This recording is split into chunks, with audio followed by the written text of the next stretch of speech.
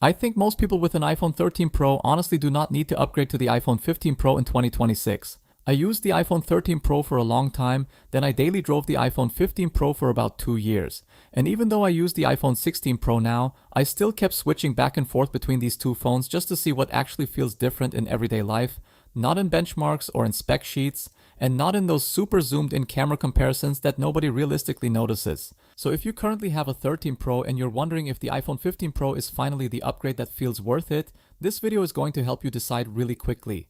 One thing I noticed immediately when going back and forth between these two phones is that the iPhone 15 Pro simply feels nicer in the hand. Not dramatically different or life-changing, but noticeable. And I think Apple nailed the physical feel of the iPhone 15 Pro. The titanium frame feels really premium, but more importantly, the edges are slightly softer and more rounded compared to the iPhone 13 Pro. The iPhone 13 Pro has flatter, sharper edges, and personally, that never really bothered me. I actually still love the design of the 13 Pro. I think it looks elegant and mature, especially the polished stainless steel frame. I know some people hate the fingerprints, but honestly, I never cared. You wipe it on your shirt for 2 seconds and it looks beautiful again. Even in 2026, the iPhone 13 Pro still looks expensive. But when you hold both phones for longer periods of time, especially one-handed, the iPhone 15 Pro is just a little more comfortable. And I think the weight plays a role too. The 13 Pro feels dense, solid, heavy in a reassuring way, but the iPhone 15 Pro feels lighter without feeling cheap. It feels like Apple refined the experience instead of completely redesigning it, and this sounds like a small thing, but small things are honestly what separate these two phones in real life. Because most of the experience is actually very similar. Also, something I really have to mention is durability. My 15 Pro has fallen on the floor multiple times, like genuinely hard drops where I thought the frame was definitely scratched, and surprisingly, almost nothing happened. You can barely even tell it was dropped unless you really inspect it closely. So the titanium frame is not just marketing, it actually feels extremely durable in daily use. The display is probably the section where some people expect me to say the iPhone 15 Pro destroys the iPhone 13 Pro. But honestly, it doesn't. The displays are both still excellent. Scrolling feels equally smooth, watching videos feels equally premium, and animations still look fluid on both phones. And that's because the iPhone 13 Pro already had a really good display that has a 120Hz refresh rate, just like the 15 Pro. So in normal indoor use, most people genuinely will not notice a huge difference. But outside, that's where I started noticing it. The iPhone 15 Pro gets brighter in direct sunlight, and more importantly, it stays usable longer when the phone gets warm. With my iPhone 13 Pro, especially now that the battery health is older, I noticed the display dimming outside much faster during hot weather or direct sunlight. The phone gets warmer and then the brightness starts dropping, and if you're outside a lot, traveling, walking around cities, using navigation, filming videos outdoors, or even just texting in bright sunlight, the 15 Pro definitely holds up better. That was one of the few upgrades I consistently noticed in everyday life. The thinner bezels also help. Again, this is not some dramatic difference. But when you look at the iPhone 15 Pro next to the 13 Pro, the front of the phone simply looks cleaner and more modern, especially in dark mode. It's one of those subtle upgrades that your brain notices after a while. Performance is where I think a lot of upgrade videos become unrealistic. Because if you only listen to spec comparisons, you would think the iPhone 13 Pro feels ancient now. It doesn't. Don't let anyone tell you that. The iPhone 13 Pro is still fast in 2026, apps open quickly, scrolling is smooth, videos load instantly, social media feels responsive, and even gaming still feels completely fine. I play chess on my phone sometimes, I watch YouTube constantly, I switch between apps all day, and honestly, the 13 Pro still handles everything really well. Yes, the iPhone 15 Pro is technically faster and more efficient, but in actual daily use, most people are not going to feel some massive difference. The only thing I occasionally noticed on the iPhone 13 Pro is a very small pause sometimes when switching between heavier apps, like going from Safari into another app or leaving the camera quickly. But we're talking maybe 1 or 2 seconds occasionally, nothing frustrating, nothing that suddenly makes the phone feel old, and I think because a lot of people are being convinced that they need a new phone every couple years when honestly, they really don't. If your iPhone 13 Pro still feels fast to you right now, that probably means it actually is fast enough for your life. Battery is probably the biggest reason why many people are even considering upgrading, and honestly, I understand it. Because the battery on iPhone 13 Pro models is definitely starting to age now. That's the main thing I noticed too.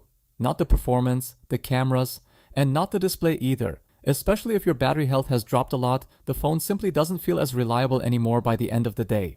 And here's where my opinion might surprise some people. If battery life is your main complaint with the iPhone 13 Pro, I genuinely think replacing the battery at Apple for around $100 is probably the smarter decision for most people. Seriously. Because once you replace the battery, the phone still feels incredibly modern and reliable. You still get the smooth display, the premium build, great cameras, excellent performance, and suddenly the phone feels fresh again. And a lot of people underestimate how much a degraded battery affects the overall experience of a phone. A weak battery makes the phone warmer, the display dims faster outside, performance can feel less stable, the entire experience feels older than it actually is. So before spending hundreds more on an entirely new phone, I honestly think most iPhone 13 Pro users should ask themselves, am I actually unhappy with the phone, or is the battery just old? Because those are two very different things. The camera is probably the category people care about most. And honestly, this comparison is way closer than people expect. The cameras on the iPhone 13 Pro are still really good, like genuinely good. If you compare photos from the iPhone 13 Pro and the iPhone 15 Pro side by side, most people honestly will not immediately know which phone took which picture. Especially in daylight, photos from both phones still look sharp, clean, natural, and very social media ready. And videos still look fantastic on both. So if you already like the photos from your iPhone 13 Pro, I don't think the iPhone 15 Pro suddenly changes your life. But there are differences. The biggest one for me is zoom flexibility. The iPhone 15 Pro gives you more flexibility when zooming, and especially at night, the zoom quality looks cleaner and more detailed. That's where I consistently preferred the iPhone 15 Pro. At night, the iPhone 15 Pro simply feels more confident. Photos look clearer, details hold up better, and the camera struggles less in difficult lighting.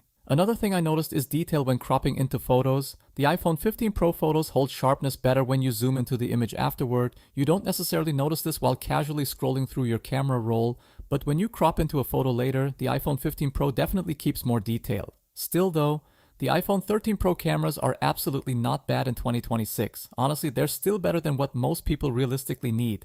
When it comes to Apple Intelligence and the Dynamic Island, the decision becomes more personal.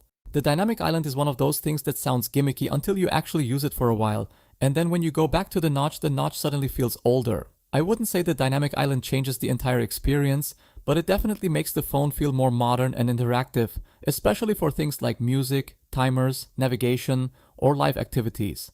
It just makes iOS feel slightly more alive. And then there's Apple Intelligence. Honestly, I don't use it heavily. I mostly use it for summarizing emails or identifying objects in photos, but I know for some people having access to newer AI features matters a lot. And this is one of the biggest long-term advantages of the iPhone 15 Pro.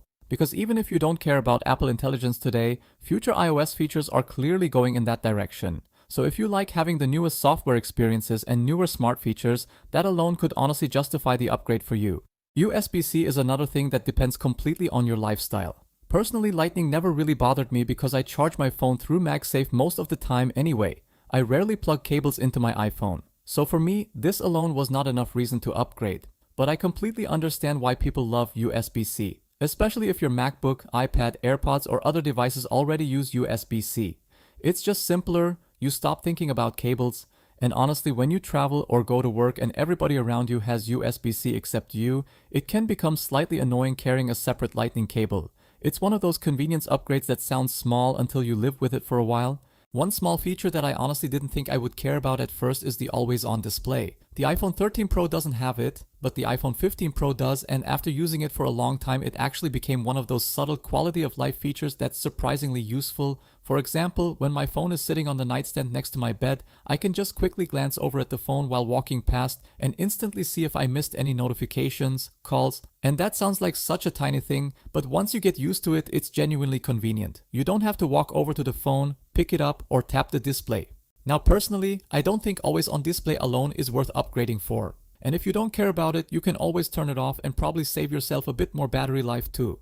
So, should you upgrade? If you already have an iPhone 13 Pro and you're happy with the camera, performance, and overall experience, I genuinely don't think you need to upgrade to the iPhone 15 Pro. The iPhone 13 Pro is still a really good phone in 2026. It still feels premium, performs well, the display is still excellent, and the cameras are still more than good enough for most people. And after using both phones extensively, the differences in everyday life are smaller than many people expect. If your battery life is terrible, I think replacing the battery at Apple is probably the smartest move financially, especially because the iPhone 13 Pro still has years of life left in it. But if you care about having a slightly more modern feeling phone, thinner bezels, a lighter and more comfortable design, better outdoor brightness, dynamic island, Apple Intelligence, or slightly better zoom flexibility and night photography, then yes, I do think the iPhone 15 Pro is a very good upgrade, especially now that you can find used iPhone 15 Pro models for around $500. At that price, it honestly becomes a really compelling phone, and depending on the type of person you are, those small things either matter a lot or barely at all. I regularly make videos about the latest iPhones as well as older models, and I often use and compare them side by side. If you enjoy videos like that, feel free to check out my channel and my other videos. Thanks for watching, and I'll see you again in the next one.